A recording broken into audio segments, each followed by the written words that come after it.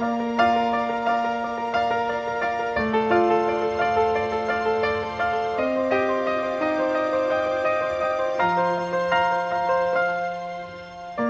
walked across an empty land. I knew the pathway like the back of my hand. I felt the earth beneath my feet, sat by the river and it made me complete. Oh, simple thing, where have you gone? I'm getting tired and I need someone to rely on. I came across a fallen tree. I felt the branches of it looking at me. Is this the place we used to love? Is this the place that I've been dreaming of? Oh, simple thing, where have you gone?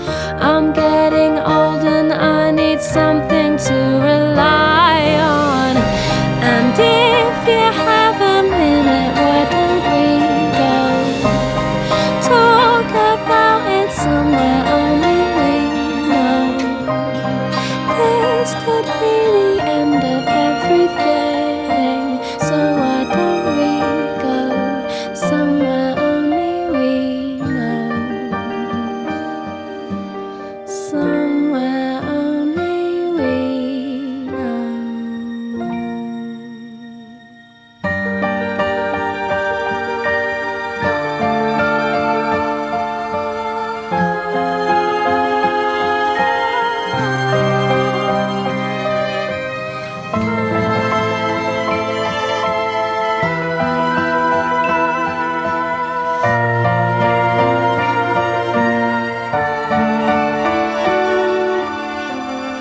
Oh, simple thing, where have you gone? I'm getting old and I need someone to rely on. So tell me when you're gonna let me in. I'm getting tired and I need somewhere to begin. And if you have a minute, why don't we go talk about it somewhere only we know? 'Cause this could be the end of everything, so why don't we go somewhere only we know?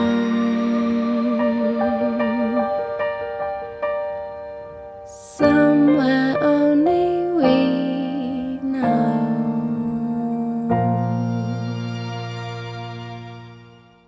Hello and welcome to the Purgatorians Cast Interviews.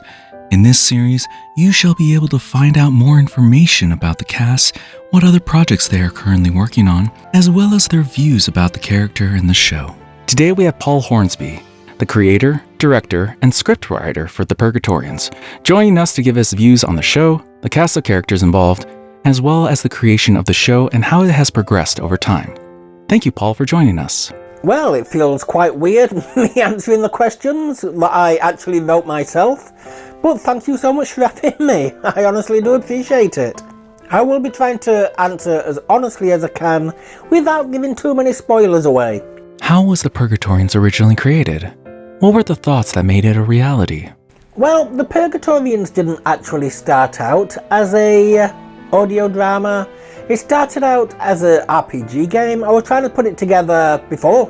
Well, actually, in 2014, I was trying to put it together, and I was using RPG Maker for that, and I couldn't do parallaxing or anything, so I gave it up as a bad job.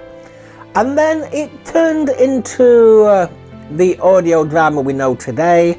I mean, the RPG game was, I think it was 396 pages of script for that. It honestly was. And I thought to myself, instead of making it an RPG, I mean, it's got the makings here of an audio drama. It honestly has. I mean, there are some, I will mention these in Director's Podcasts, but it does have some bits bits of the RPG aspect still in there. So yes, I'll be having a little bit of fun with that in the director's podcast, pointing out which bits were the RPG aspects of it.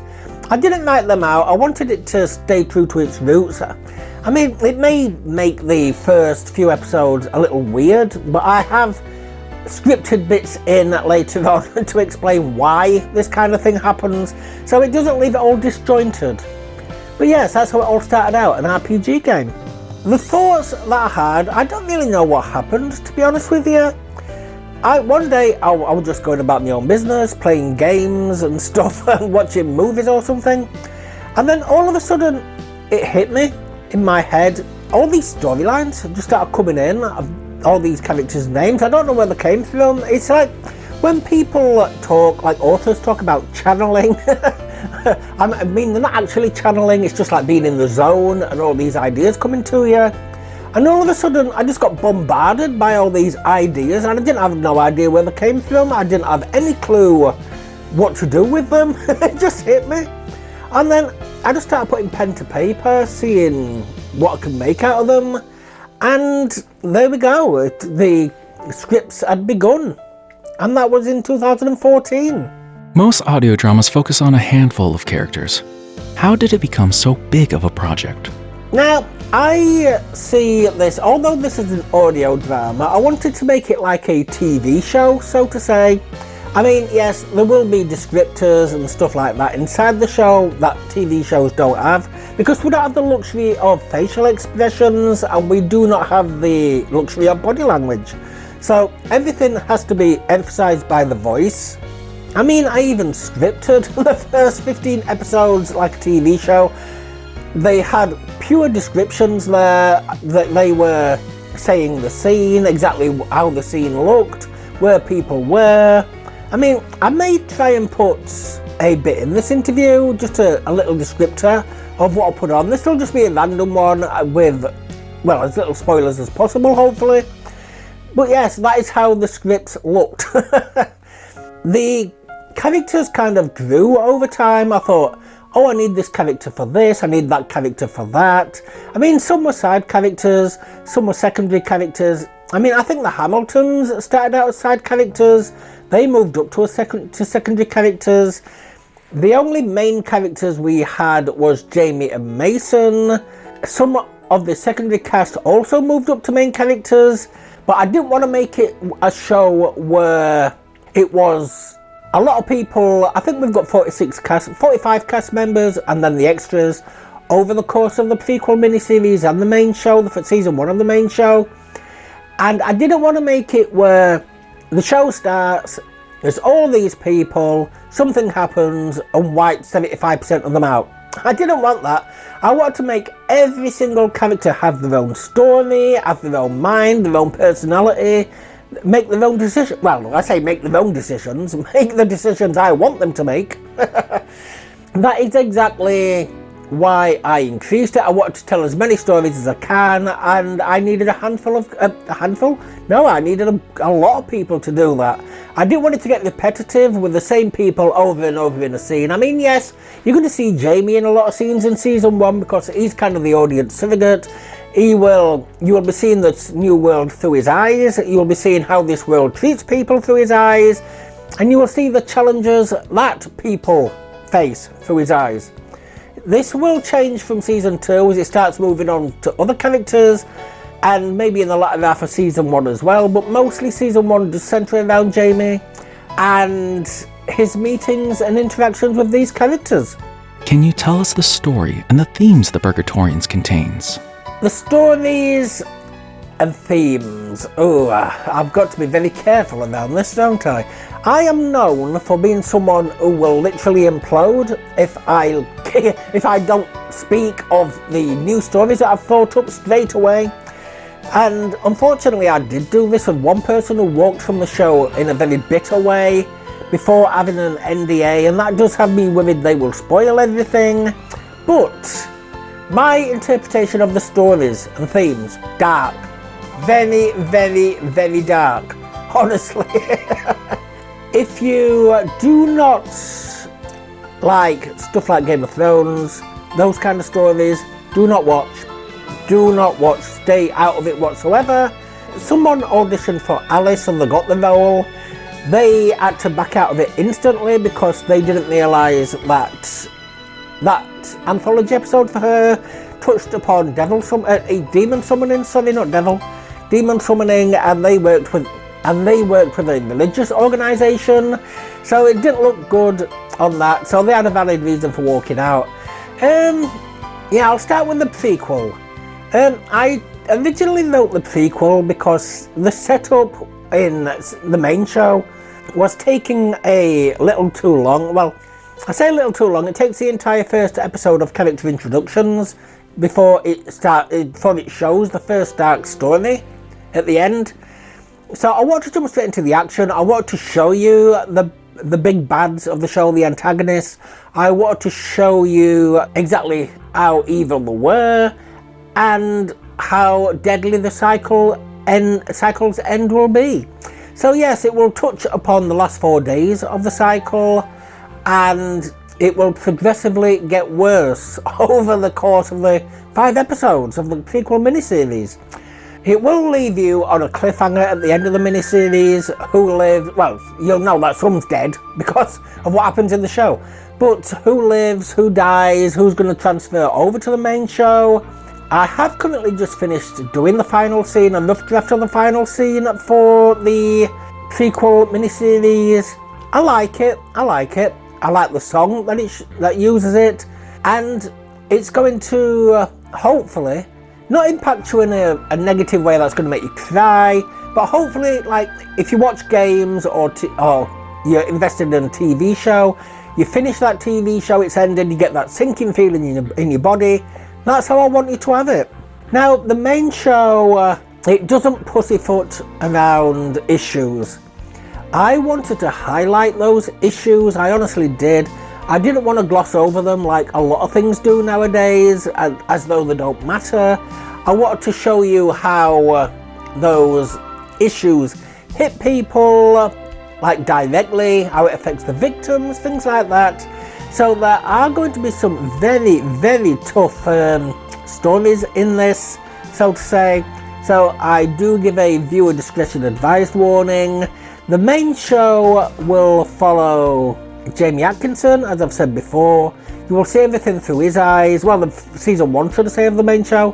You will follow everything through his eyes. He is in most episodes. I mean, I think he had 121 lines or something in episode 1. So he's going to be looking forward to some nice back pay. He honestly is. It will follow him, how he handles this world, how it will eventually start hitting him, as he's lied to, betrayed, even as people try to claim his life. He's the hero of prophecy, so it's been told. So he's got quite a few people gunning for him, the Council of Five and the Purgatorians. The Purgatorians are trying to take over the land for reasons I can't go into. The Council of Five is trying to get rid of Jamie to save themselves. So he's got everyone gunning for him. He honestly has. Who can he trust? Well, not many. Not many at all, to be honest with you. And then we've got characters like Mason, who is so innocent, so sweet, 6-year-old child. And he's the light in the darkness in this story. He will... Hopefully you'll love him. I love him to bits. There's been many times his voice actor has brought tears to my eyes with his portrayal. But he has a very, very hard-hitting storyline. He honestly does. We will be going into themes such as emotional abuse, physical abuse, manipulation, betrayal, executions. How can I put it? Non-consensual acts. There is no sex in the show, none at all. If something like that happens, it is left to your imagination. It'll have the run up to it to let you know it's going to happen, and then it'll cut. So there's none of that in the show, but the themes and the stories can get very, very dark. I mean, there's one story that I am having to send early drafts out to the cast because it needs a very, very delicate touch on that, it honestly does. And I'm not really one that likes rewriting the scripts, but that one I am really going to have to do it. So what I advise you to do is actually delve deep into the darkest recesses of your mind. Think of the darkest thing you can think of. It may be darker than anything the show has, but I would rather you think too dark than not dark enough, and then think, could I watch a show with these kind of stories? I honestly would. Although it has gay people inside it, and people, well, what a lot of people consider woke, it is not woke in the slightest, I can promise you. Well, I don't think it is anyway. I will say a lot of hard-hitting storylines, dark, hard-hitting storylines, it honestly is. How do you plan to keep viewers engaged and for them to want to return for the next episode? Now, in order to keep viewers entertained, I did ruin this to begin with. I dropped the scripts down from 45 pages to 30 pages after the first episode, and that ruined quite a bit of cliffhangers. They do come back, they honestly come back. I put them back up to 45 pages. The cliffhangers do return.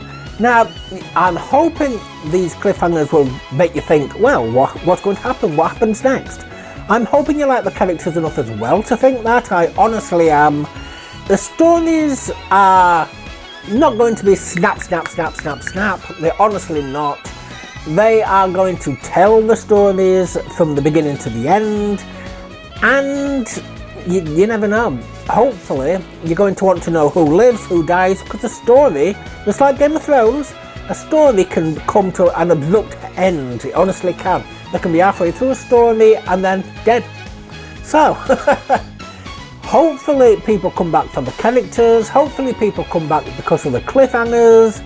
All cliffhangers are not going to be drama cliffhangers, some will be horror cliffhangers, some will be emotional cliffhangers, some will be romantic cliffhangers, they honestly are. There is a will they won't they story to this as well, so hopefully people who are into that as well come back for that, because are they going to get together, aren't they going to get together, will I kill one of them before they get together, will they never get together? So yes, I'm hoping the show raises gives a lot of questions that the viewers want answered, like the end of the prequel miniseries. I hope people will tune into the main show, because it's going to leave it open-ended. Well, yes, open-ended, because you're not going to know what some of the fates are of these people.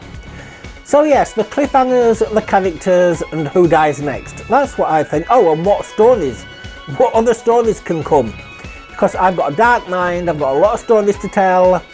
So, I will also be looking in chat, in the comments, to see what people say and if they hope certain stories come up.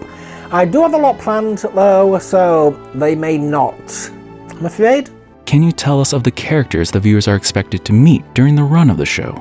Now, I've touched upon Jamie and Mason, two people who just appeared in this world out of nowhere, going to bed and then waking up here, no idea how they got here, no amnesia or nothing like that.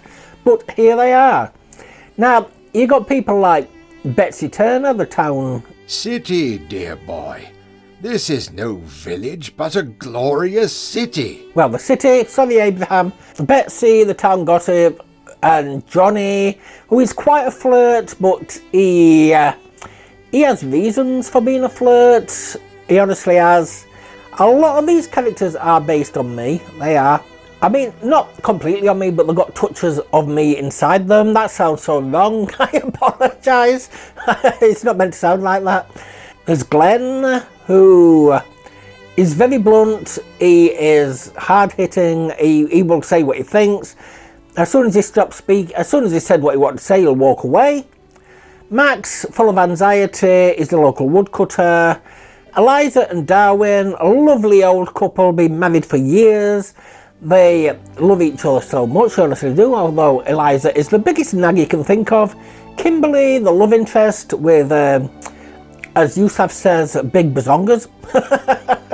That's the best way I can put it. But she is sick of all the men in the city just ogling her all the time.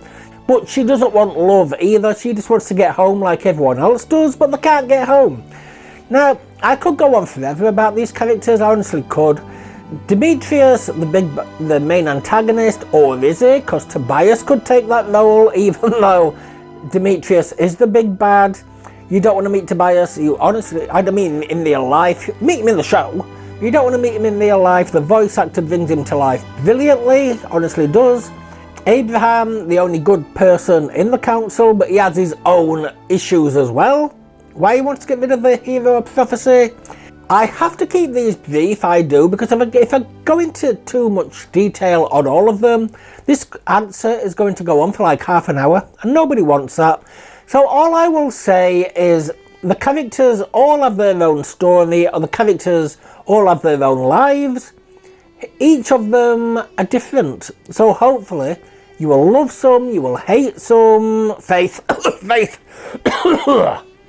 Yes, you will hate some. No spoilers there. If you see the previews though, you'll see why Faith, like the teasers, you will see why Faith is not hidden to be a hated character. But yes, I will leave that one there because I can go on forever about the characters in the show because I love them all to bits. Of all the characters, would you consider any of them to be your favorite? If so, why? Now, easy. Absolutely easy. Mason. I love scripting Mason. Why? Because I have to delve into the darkness of my mind for everybody else to give them to their stories, give them their arcs and stuff like that, which some of them are very, very hard hitting. But with Mason, I can delve into the happier side, the lighter side. He just wants people to be happy, wants people to have a huge smile on their face, wants them all to get along. We know in even real life, not everyone can get along, but Mason doesn't see this. He just wants everyone to be friends, and he wants he will do everything in his power to do this. Now, unfortunately, this makes me have to delve back into my darker side as people manipulate his light, manipulate his good deeds, well, his good intentions, should I say. He will, even though he's my favourite, he's going to go through hell. He honestly is. I'm not going to tell you at all if he gets through the first season. I mean, even if a character is my favourite, they might not survive. They might not. Honestly. I mean, it's like I always say, the ones I love the most go through the most hell. That's what I say in Discord. Go kind of like that. More or less that interpretation. It's not word for word. But, yes, Mason, so much so, scripting a 6-year-old is fantastic, even though it was a bugger to cast. It honestly was. But I just want to make you aware that if you look at the previews, the 2015 Mason is different, has been recast in 2025. So, if you want to hear the 2025 voice, you'll have to watch the rough clips version, and he has the serious scene at the end. And that will show you how serious some of the stories can get. It honestly will. Well, I'll just leave that one there. Will you stop hurting me now? Has the Purgatorians changed as to how things are done in the creation process, from the starting of the show to how it currently runs? So, as I said in the beginning of this interview, this did start out as an RPG, so that's one of the bigger changes that we've had. I mean, as I said, we do have the RPG influences still in some of the earlier episodes, but a lot more's changed as well. I mean, it was originally going to be 18 episodes per season, ending at the end of season 5. I got it in my head at one point that I wanted to do a long-running serial drama or soap opera, so it's said in the UK, and Brookside sprung to mind. If you've seen Brookside, you know how hard-hitting that could be. Now, that is what some of the storylines are based on, not Brookside plot lines, but they take influence from Brookside. So, if you don't know what that is, Google it and you will see. And I'm talking about the earlier days of Brookside here, not the final days when it was just bam, bam, bam, bam, bam, let's throw all this crap at you. You won't have a clue what's going on and it'll come out of nowhere. Nope, not like that. More the earlier days or the 90s or something like that. Because I wanted to do that, it moved up to 28 episodes, then 36 episodes, and now it's on 52 episodes, because there is one story, I don't know how much you can say about this, So I'll try to tread lightly. I mean, I know I'm the creator, but I've still got to tread lightly, got to follow my own NDAs. There is a character coming into it who is very, very, shall we say, manipulative and deadly. And I wanted to, I mean, initially the role was going to run for like 9 episodes or something. I didn't have enough time to tell a story there. It just felt rushed. I mean, you will see with the prison arc, that is a bit rushed. I mean, if I could do it again, I can't rewrite it now because I'm too far in front. But if I could do it again, I would have made that longer, or even given that its own spin-off, the prison arc. I didn't want to rush the stories anymore. I wanted to bring them to life, make them realistic, and give them... I know some viewers won't like this, because some viewers just like it to go bam, bam, bam, bam, bam, straight into the next bits. I want to give them more a bit of a slow burn into the characters' stories and make it so it's not just an instant change. Like one person's all polite and nice and respectful one day, and all of a sudden, boom, they are now evil and twisted. No, I didn't want to do it like that. I want to make the viewers aware of the changes that are happening, and I want them to be asking themselves, how is this story going to develop in the future? And will this person die? Because I just want to point out that death is not the be-all and end-all for every character in this show. If they sell their souls, they could end up in the asylum, which is called Purgatory. Which I want to point out, I really do want to point out, so no misinformation is spread, that it is the asylum called Purgatory because people go in there and they never get out and they live a life of misery. Yes, that is one of the main things. The episode length, the episode length is now 45 pages, which had been dropped down to 30. So the episode length, the way stories are told, and how many episodes in a season? Because like I say, it's 52 now from 18. So yes, it has changed quite a lot from when it first started, it honestly has. And it may change again in future. I mean, even some of the scripts have changed some of the words, because I allowed cast to ad-lib. They deliver the first line, the first take, as it's intended, as it's written, and then they continue many more takes if they want to give their own interpretation of it.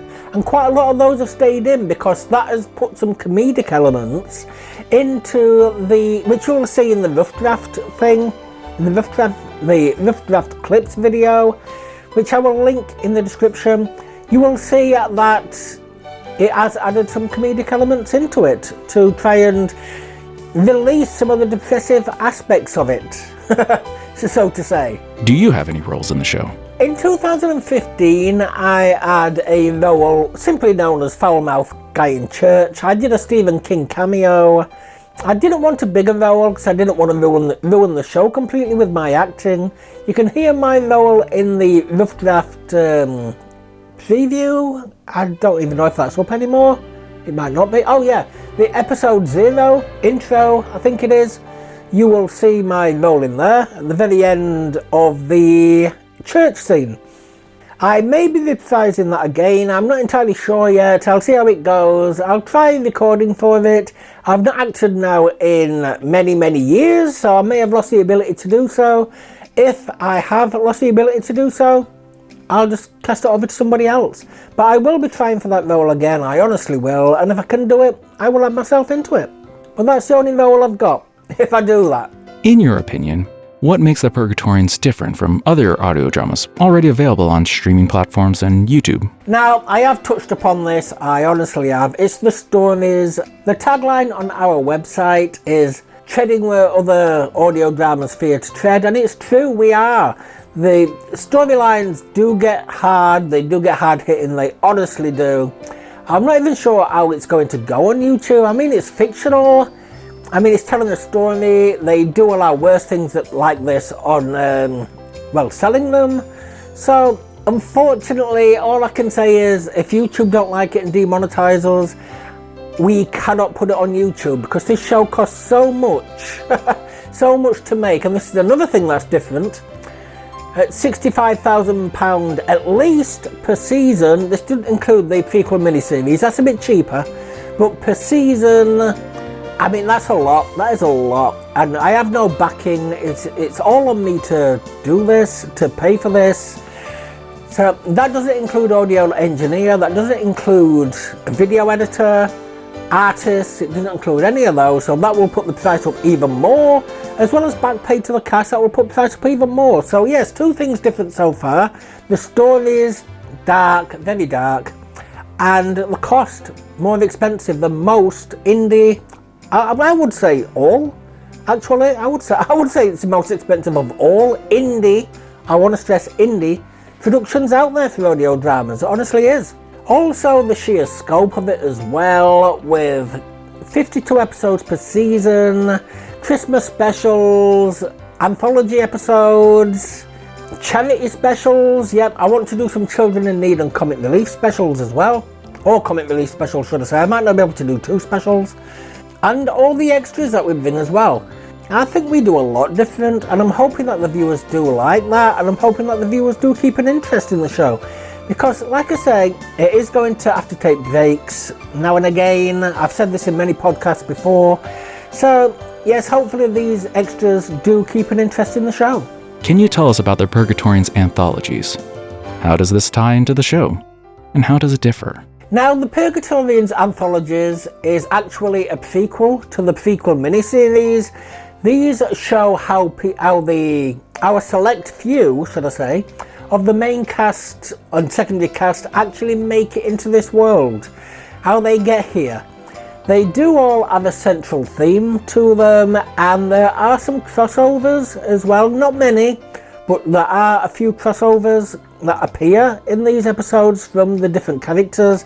It is telling the final few days or months or years, if there's time skips, on what led up to them being in this world, what dragged them here, why they were dragged here. I can't go too much into it, but it will give you more insight into that character as a whole. It honestly will. They do vary in genre. There's a horror, well, one with horror elements, as I touched upon earlier on with demon summoning.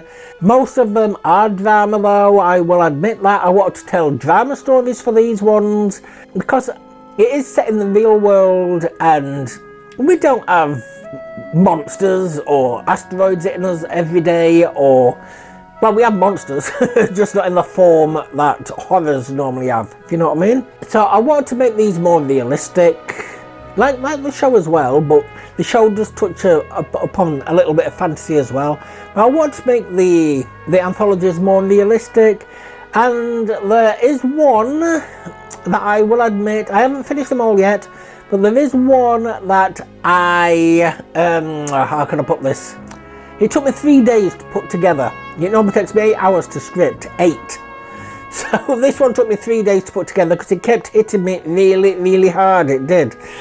Once again, viewer discretion is advised for the anthologies. How much input do you give those who work on the show with you? Are they listened to if they voice suggestions or concerns? I think I give quite a bit of input, in fact, overbearingly so. I'm always on, for the Discord people, they get more input than the people who are not on Discord, the cast members not on Discord. They get, such as the main title image sketch, not this one, the one that's been changed. They get the main title image sketches of rough drafts, stuff like that, for like the main title image. They get all updates, minor and major there. They have free reign to change the words as long as it, in the scripts, as long as it flows into the next line. I allow people to give their input, like there is an explosion at some point, I'm not telling you where. I mean, it may not be the one you're thinking of, well, when you get to it.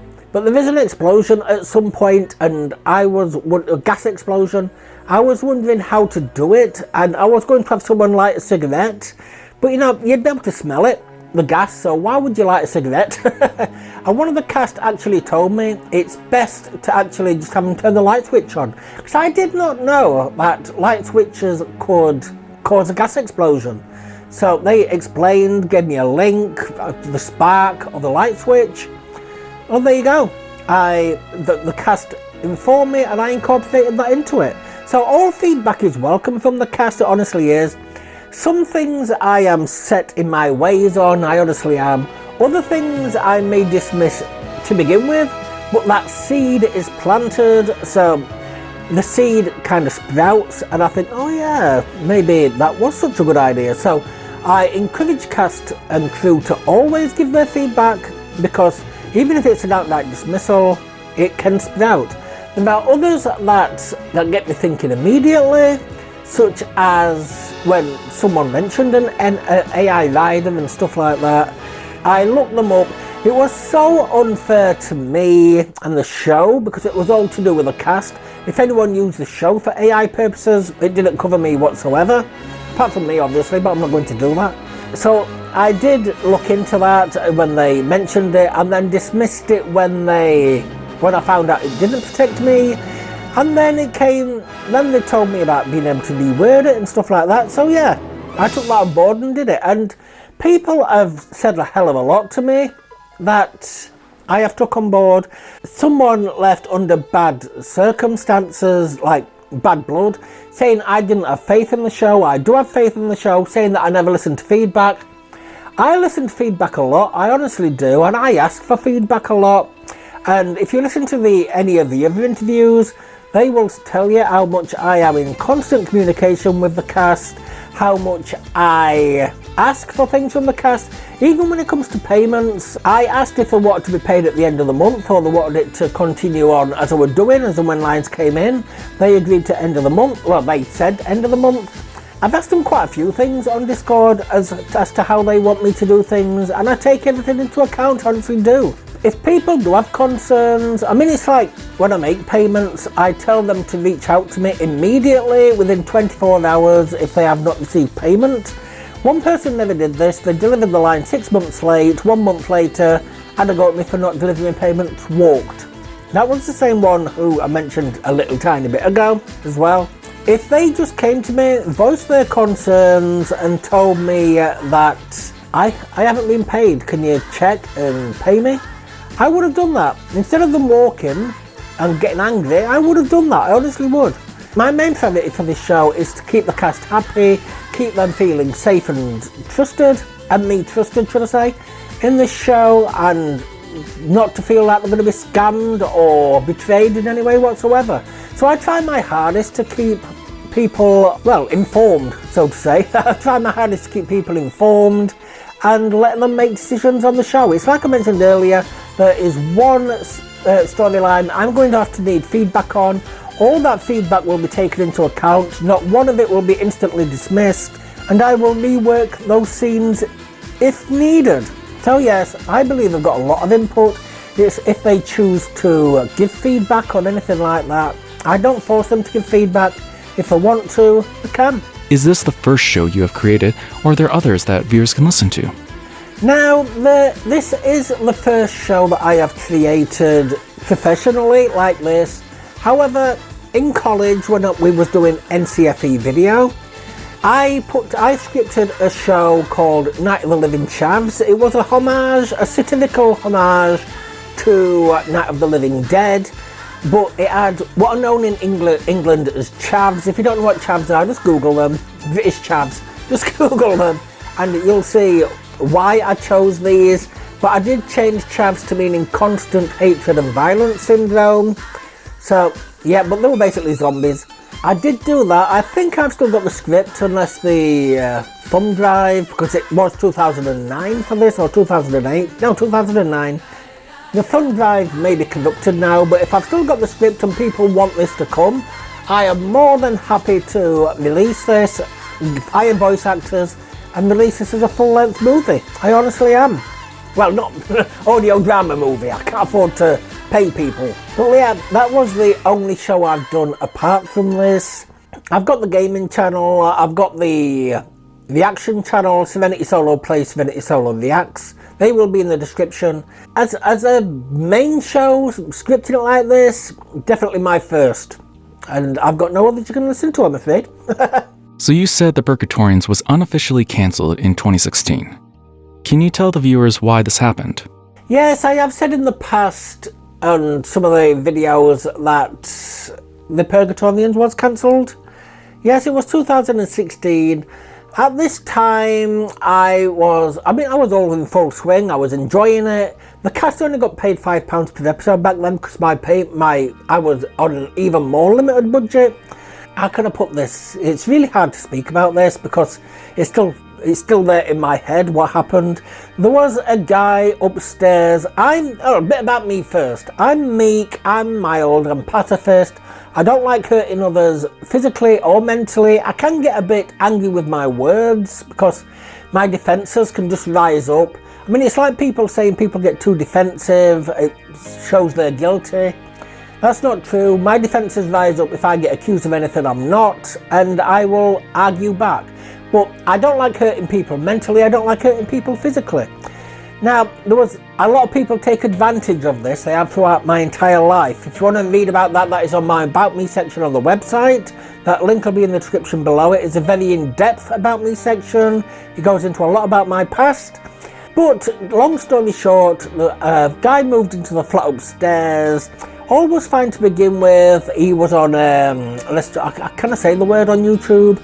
He was on certain muscle building drugs. Yes, and it had him, you know, the issues that you get with those kind of drugs. And over time, he got more and more angry with us for some strange reason, shouting through the ceiling, getting angry with us, shouting all kind of slurs. And then one day when my partner was at work, things had come to a head. He'd been getting really angry over these last few nights, every single night, about 2 o'clock in the morning, all these slurs waking us up through the ceiling. And one day he kicked the door in and just went hell for leather on me and put me in the hospital for a little bit. Not too long. I think I was only in for maybe a few days. This was 2016, so we're going back a bit now. I remember the beating more than the hospital stay. But it was around a few days I stayed in the hospital just for monitoring and stuff like that. I was swollen. I was really swollen, I can say that. But yes, unfortunately, I did report this to the landlords.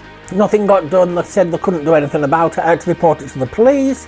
The police said I had no proof. They couldn't do anything about it because the guy upstairs had got an alibi, a fake alibi, asked someone to do it. So, long story short, I grabbed as much stuff as I could and left. I was homeless for a while. I didn't have my PC. I had to leave that behind. I had to leave a hell of a lot of other stuff behind. I was homeless for about 6 months. When I got everything back in order again, I thought I'd lost everything. I thought I'd lost all the scripts. I thought I'd lost everything. I honestly did. I thought that was the end of the Purgatorians, unfortunately. Luckily, that was the last big beating I've had so far, but it does go into the hundreds that I've had in my life. I'm talking over mid-hundreds, but that ranges from a few punches to actual beatings, because people just take advantage of, I am slow, and people take advantage of my slowness. What was it that reignited the passion for the project? What made you want to restart it again? So one day I was pining. This was early 2024. I was pining for the Purgatorians. I felt guilty about it ending the way it did, how it just went dark through all the cast and everything. And I just started listening through the cast interviews and the things I put together for 2015, the trailers and the like. I downloaded all the interviews, I separated them into questions and for personal use only, and I was listening to them. The feelings grew that I felt guilty about this, and the feelings grew for me wanting this to restart again. So I thought I'd look, because I thought I'd lost everything, I thought I'd look throughout the old emails you sent to the casts. And then when I looked, I didn't even think about this before now. It just hit me. And I came across one email and it had the entire 15 scripts, only the rough drafts, but it had the entire 15 scripts there, and I was like, wow, it's all here. I scrolled up a bit more, and then lo and behold, I found my script writing software and activation code. It was like fate. It was honestly like fate, calling me back to it. I started pining for it. I found everything that I thought I'd lost, and the fires just immediately ignited again. It honestly did. Now, the only regret I have is I should have really started casting in 2025. I should have spent the entirety of 2024 scripting more, putting more shows together so we're further in front. I mean, right now we're only on I'm only scripted to episode 23 of season 1. So yes, I really do wish I took more time to script, I honestly do. But I love the fact the show's back on track again, I honestly do. And I thank every one of those who are helping to bring it to reality. How long do you expect the show to run for? Do you have a set number of seasons planned with a conclusive ending? So the show, as I said earlier on, it was only supposed to run for 5 seasons of 18 episodes each. It is now at least 5 seasons of 52 episodes each. The main show will run, the prequel will run for 5 episodes only. The anthologies may be 30 episodes, but they will be spread sporadically about.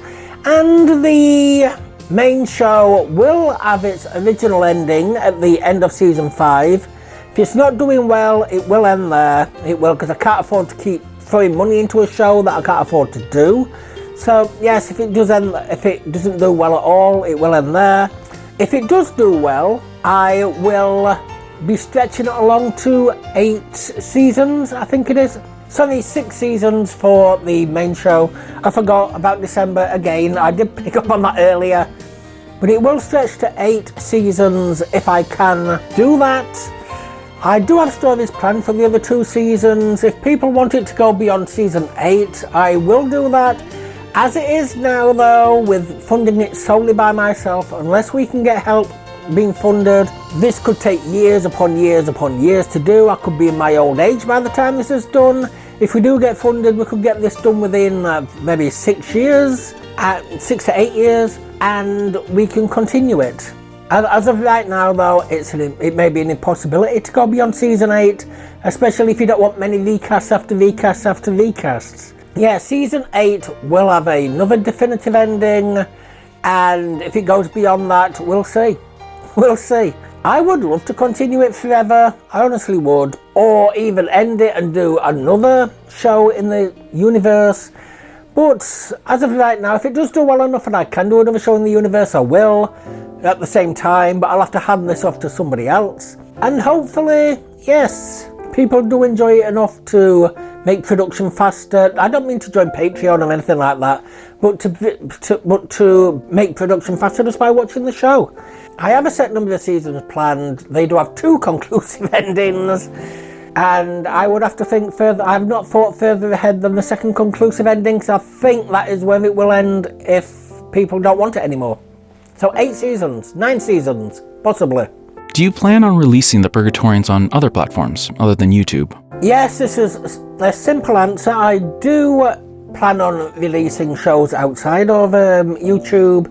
What will happen is the shows with licensed tracks and music from Licked and Epidemic Sound will be on YouTube. Then I will be doing sort of a remastered version, so to say, paying for all original tracks and everything, having the rights signed over to me. Maybe not the ownership, but the rights to use them perpetually, and be able to use them on soundtracks and everything. Now these will move over to Spotify, Apple Music, things like that, even maybe my own website to pay for the digital downloads. I do want to end up releasing them on CDs and DVDs for the collectors as well, if they want that, and Blu-rays, if they want the Blu-rays. The Blu-rays will have extras on them, whereas the DVDs will just be the episodes. So yes, we do plan on releasing content outside, but the show will have to do well on YouTube first, so I can pay for original songs and original songs and music licensing for the original shows. You refer to the show as a big budget audio drama. Do you have funding to help the production of the show? So, nope. We have a failed Kickstarter behind us. We have a Buy Me a Coffee with no donations. We have a Buy Me a Coffee with 0 paid members. We have one free member, thank you to that free member, but we have no paid members, so this is entirely funded by me. I'm not doing another Kickstarter. That caused me so much stress, just people. I had about 200 people message me on Kickstarter, and it was just, pay for this service, pay for that service. I think there was one sincere question about the show. All the rest was just pay for this, pay for that. I cancelled it. I couldn't cope with it anymore. We do not have any production behind us. I mean, I'd prefer it like that. If you have a production company behind you, you have people saying, you can't do this, you can't do that. That would ruin the show. The stories we tell, they'll say, you can't do this story, you can't do that story.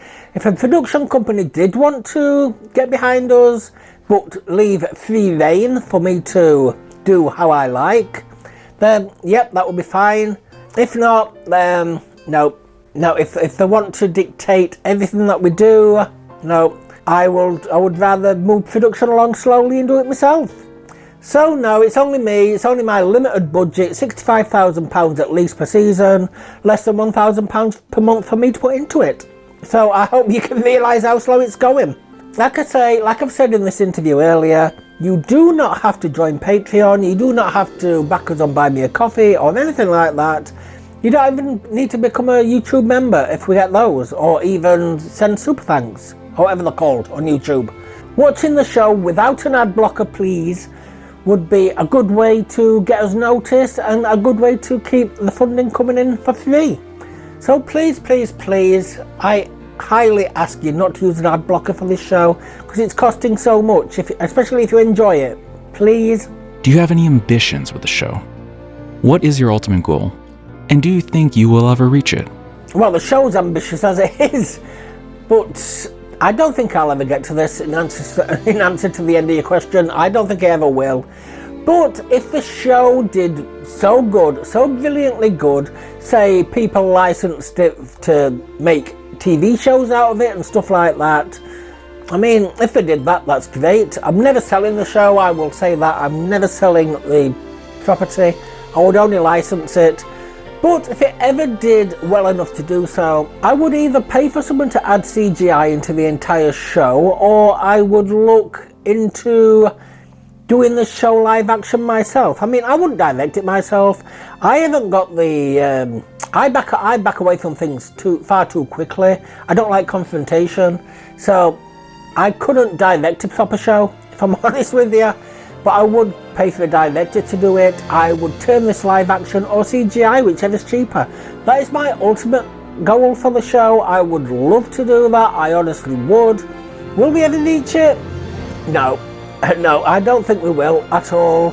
If we do, fab. But if not, no. That's a quick answer. That's the only answer I can give.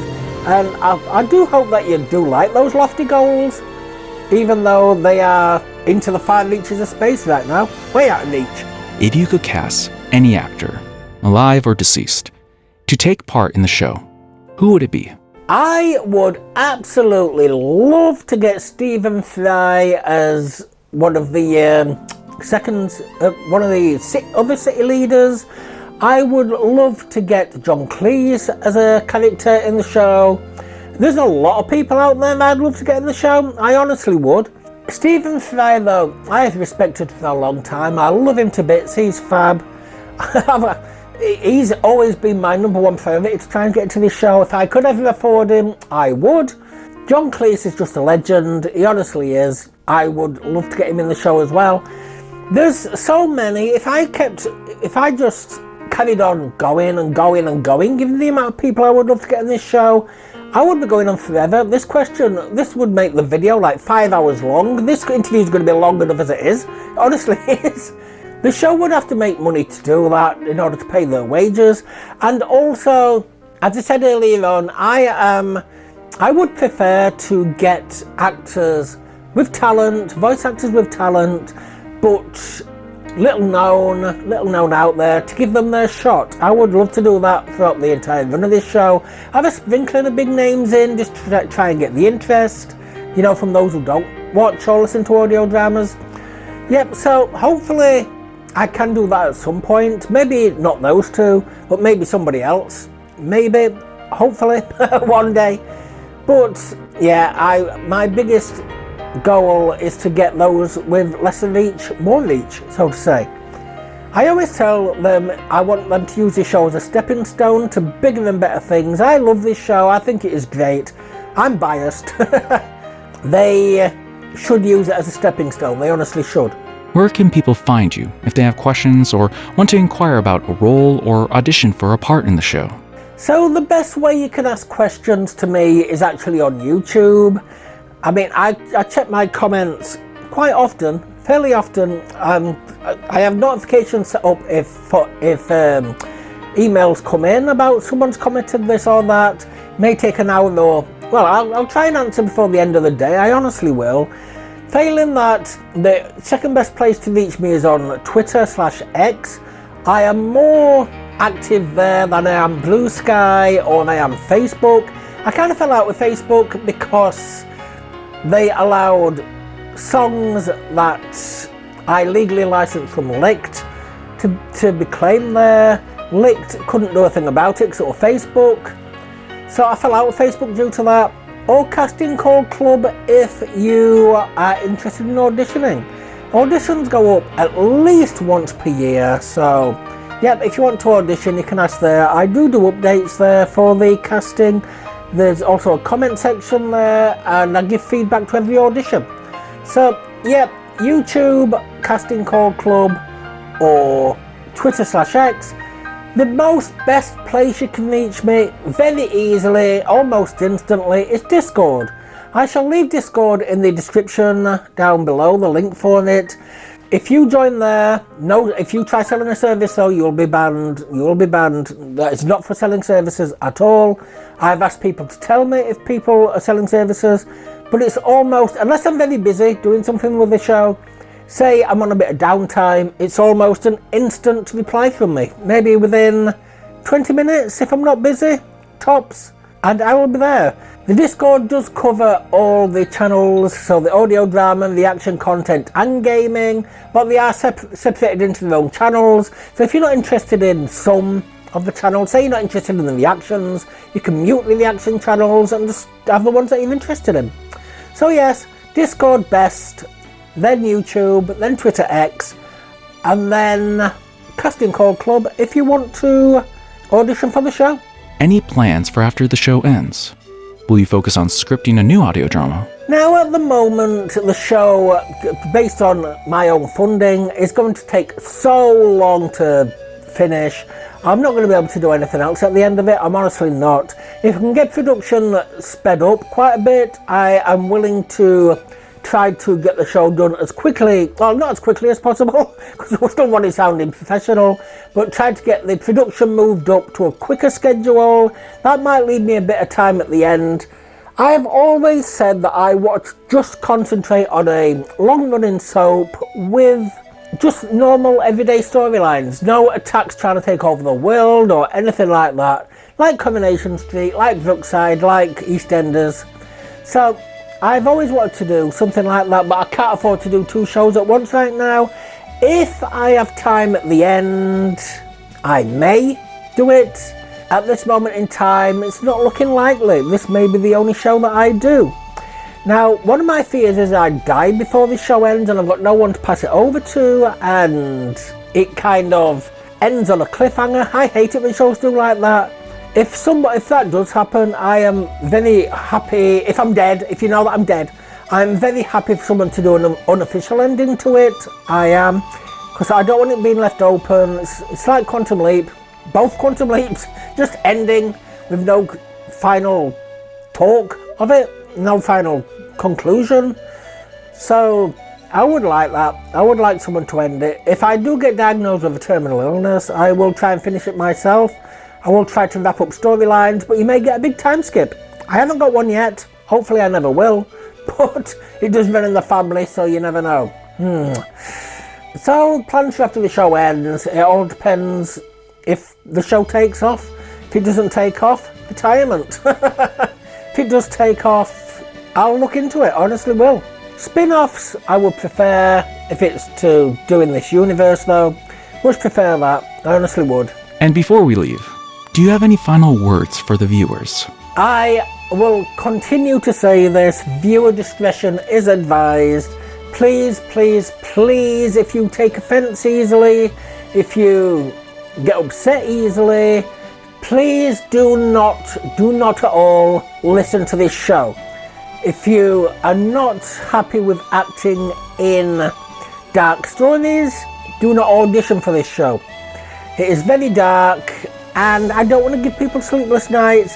If you can stomach that kind of thing, it's like someone just saying in an interview, it's not for the weak of stomach, but it's for the strong of mind, or something like that, for the curious of mind. So please take into account, I beg of you, that this show won't be for everyone. I've got the niche of the audio drama to contend with, then I've got the niche of the style of the audio drama it is to contend with. I'm hoping we can do well from this, get the cast up to a living wage and everything, but I don't want to do that at the expense of people not liking what they are listening to, basically. So please, yes, I really do hope you enjoy it, but viewer discretion advised. I'm working really hard to bring this to you, the cast's working really hard to bring this to you. Please don't say you get a proper job. I'm working from waking till sleeping on all 3 channels, so I'd love to see you do that in a proper job, I honestly would. It's like vidIQ put on Twitter recently, 12 hours working on a video equals 5 views on YouTube. That's the negotiating. That was just a bit of satire. But I'm working maybe 90 or 100 hours a week on this, maybe 12 hours a day, even more if I get hyper-focused. So please give us a chance if you enjoy it. Please do not forget to like, comment and subscribe. Please, it would really, really help us out. It honestly would. And there we have it. We have reached the end of the cast interviews. Now, before you continue, I want to take over this bit because something very special is happening next week. Next week, I will be interviewing the interviewer himself. You will find out more about Doug and his thoughts on the show, his role in the show, and his past experience. You honestly will. So, thank you all so much for listening to my interview, and I really, really do hope you tune into Doug's interview next week. He's worked really hard to have these questions. He honestly has. He didn't all get them in one go and then recorded them and forgot about them. He was getting these releasing basically dribs and drabs over the time as more people gave interviews. So yes, he's worked really hard to put these together and he's delivered them in a timely manner. So I please hope that you give him time next week to listen to his interview too. It will be the final interview next week, by the way. After that, the show will be beginning. So if you do like what we do and you want to help us out, we do have a Patreon where you'll get exclusive content. The lowest tier is just for supporting us, and then you will get more and more content as the tiers go along. We do have a Buy Me a Coffee if you just want to give one-off donations. We are only up 51 subscribers right now. Most people who watch these are not subscribed, so please, please, please consider giving us a subscribe. You don't have to join Patreon to help out, but you can help us out just by liking the videos, commenting, subscribing to the channel. Please, please, please, if you can do that and you do like what we do, please do, and not use AdBlock. Please don't use AdBlock. I beg of you. They are the ways you can help out. And if you'd like to submit your reactions for the reaction videos, I'm more than willing to take them on board. You'll have to join Discord on there to give them to me, to link them to me, or link them through the contact me form on the website, and you will have your reactions put into a montage with your channel name in the description. You know, kind of like Skybounders with The Walking Dead. But be careful with reactions. If you do these on your own channel, the music is licensed, you might get claimed. So thank you all for watching, I really do appreciate it, and hopefully you'll tune in next week for Doug's interview. So until then, I'll see you later, and goodbye.